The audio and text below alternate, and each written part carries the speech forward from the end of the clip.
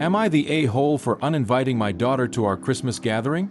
I am a mother of 4 children, 2 older sons and 2 younger daughters.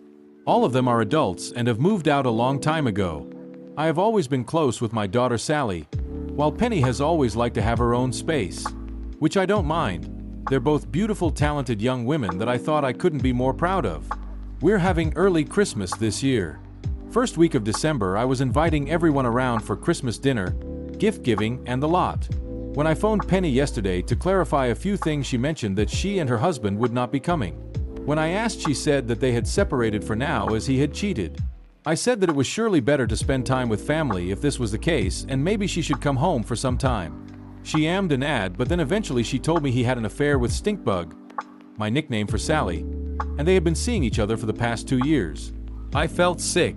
For the past 6 months in our talks, Sally has alluded that she had been seeing someone and was typically girl in love. I uninvited Sally to the Christmas gathering and blocked her. I don't know if I'm able to deal with her before Christmas, but this is family time and family can't hurt each other like that. I'm at a loss in all honesty. Penny is now coming, which is good because at this time she needs stability of people who love her IMO. The problem is that Sally naturally thinks I'm in the wrong. It's none of my business, and as her mother I can't block her and remove her from the family. My sister thinks I shouldn't get involved in their personal lives, which I think is BS. My daughter needs us right now. But then she tells me I have 2 daughters to think about, which I think isn't true. Sally has forfeited that right ATM. Thankfully my husband is liaising with Sally ATM, but he is also in solidarity with me. So are we in the wrong for uninviting a daughter for Christmas? Edit. My husband showed me that this had gotten a lot responses. Too many for us to answer them all, but we will be reading through before bed. A small update. Penny's meal found out. While me and her have only spoken a few times, she did dote on Penny, and I know Penny got along well with her. I haven't spoken to her personally, but I know she phoned my daughter and was really supportive and crying. My sister said that if Sally isn't invited, then she isn't going either, which is fine by me.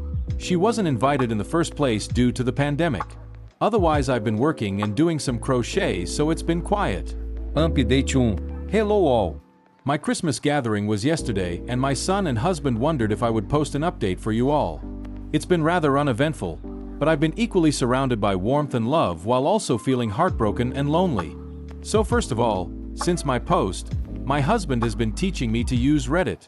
I've really enjoyed being in some craft communities. My daughter Penny has been staying with us. She works from home. My husband and eldest went to get some more of her stuff from her old house. Penny's mother-in-law, Jane, was there and was very helpful and sweet. She also bought some mint hot chocolate for our Penny and Christmas candles. I know they're her favorite. From what Penny has told me, Jane is having similar feelings to me. A lot of guilt over our children's decision to hurt people we love. I think at this point we have to accept that we did our best raising them, but they're adults now, so we can't beat ourselves up. Penny and Jane are going to stay in touch. I think Jane truly does think of Penny as a daughter/friend onto some more negative things. I wrote my letter to Sally during this time. I expressed that I was extremely disappointed and also disgusted.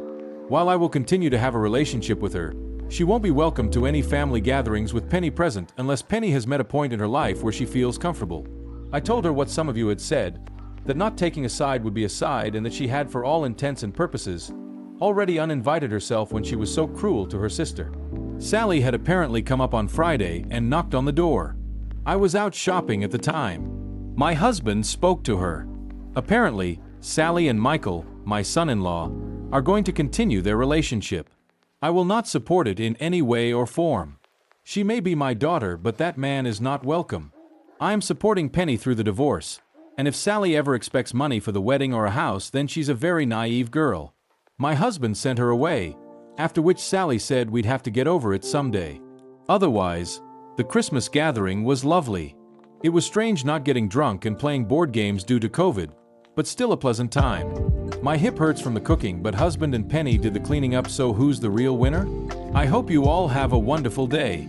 Thank you very much for your kind words when I last spoke to you. Update 2.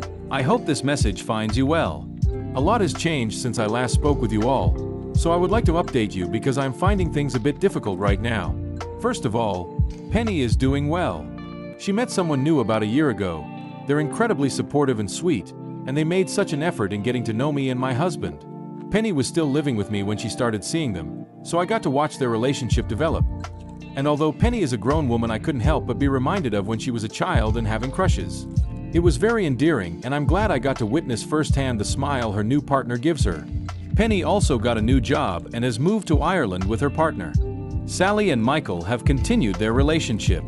I don't have a lot of love to give Michael. I am civil enough, but frankly, it is difficult for me to become invested in their relationship at all. Michael recently asked my permission to marry Sally, which was disrespectful, to say the least. Penny still lived with me last Christmas, so again they were not invited. I am not hosting this Christmas and am instead going to go visit my eldest son. He and his wife had a little boy at the beginning of this year.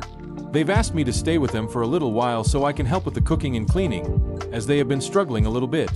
Finally, my husband passed away 9 months ago. He fell while on a walk and hit his head, and was there for some hours before someone found him. It's been a difficult transition, to put it mildly. Being a little bit on the older side, I've lost a fair few people in my life, and while I did grieve, I always had the strength to continue. Losing my husband made me realize how much I relied on him. Not just to take the bins out, or pick me up from choir practice, but all the times I was angry, sad, and overwhelmed, and he was there for me. When other people passed away, at least you get moments of respite in the grief, where you just sort of forget they've passed. With my husband, there are only reminders. Every time I wake up alone, when I now have to take the bins out, when I have to cook a meal just for one person, there's not really a moment of peace in this grief, and I have found it very difficult to deal with. It's his birthday at the end of November, and there was another moment of grief as I had to get rid of my notes for birthday gift ideas in my notebook. Everything has just been so painful to deal with, and I just cannot stop crying even after all this time. I just can't even stand to think of the good moments I shared with him because it just hurts too much. I know there's not a correct way to grieve or time limit, but I just feel like I've got to get up and start looking after myself for everyone around me. I really want to thank any of you that read this. It's been incredibly helpful just to be able to share my feelings a little bit.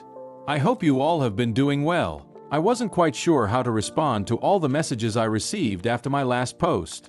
It seemed like a mighty task to reply to you all individually, so although I appreciate the well wishes, you'll have to settle for sharing the thank you message. So, thank you all for the advice and care you've shown since that one Christmas so many years ago. Smiley face. When my husband passed, I could not see another way to live my life. We had shared and created so much together, and I suppose I never imagined a life without him because I never wanted it.